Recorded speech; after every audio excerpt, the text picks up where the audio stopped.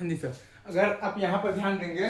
तो non inverting stimulate अगर आप यहाँ पर ध्यान देंगे तो ट्रिगर में, तो Vn तो आपके पास हमेशा ही 0 है और Vp आपके पास है, मतलब कि अगर आप ध्यान देंगे तो V0 इंटू R1/R1 और प्लस R2 और प्लस Vi इंटू R2/R1 और प्लस R2 है, राइट। तो Vi तो माइनस इन्फिनिटी हो जाएगा तो Vp भी माइनस इन्फिनिटी हो जाएगा, तो Vp आपका Vn से छोटा होगा, तो V0 बराबर होगा आपके पास बेसिकली तो VOL, तो Vp आपके पास आ जाएगा बेसिकली तो VOL इंटू R1/R1 और प्लस R2 और प्लस आ जाएगा Vi इंटू R2/R1 और प्लस R2। अब आप जैसे जैसे जैसे आप बेसिकली तो Vi को बढ़ाएंगे, राइट,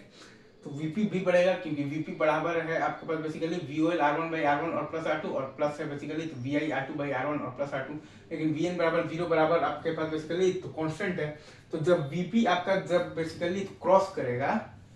0 को, तब आपके पास ये होगा कि Vi मतलब कि आपका जब मतलब कि क्रॉस करेगा -R1/R2 टाइम्स तो VOL के, तब आपका Vp Vn से बड़ा हो जाएगा तो V0 हो जाएगा आपके पास बेसिकली तो VOH, तो Vp आपके पास हो जाएगा बेसिकली VOH R1/R1 और प्लस R2 और प्लस आ जाएगा Vi R2/R1 और प्लस R2। फिर भी आप Vi को बढ़ाएंगे तो Vp बढ़ेगा क्योंकि अब आपके पास Vp है बेसिकली VOH R1/R1 और प्लस R2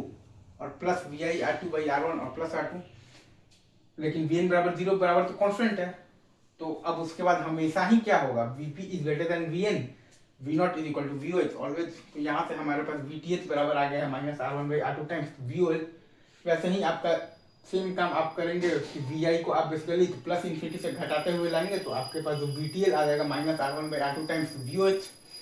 और हम लोगों ने डेल्टा VT को डिफाइन यहाँ पर बेसिकली कर रखा है बेसिकली तो VTH माइनस VTL, तो वो आ जाएगा हमारे पास basically R1/R2 times VOH minus VOL, right. और ये आपका ग्राफ है, ये आपका सर्किट है, सिंपल। आगे बढ़ते हैं भाई नेक्स्ट टॉपिक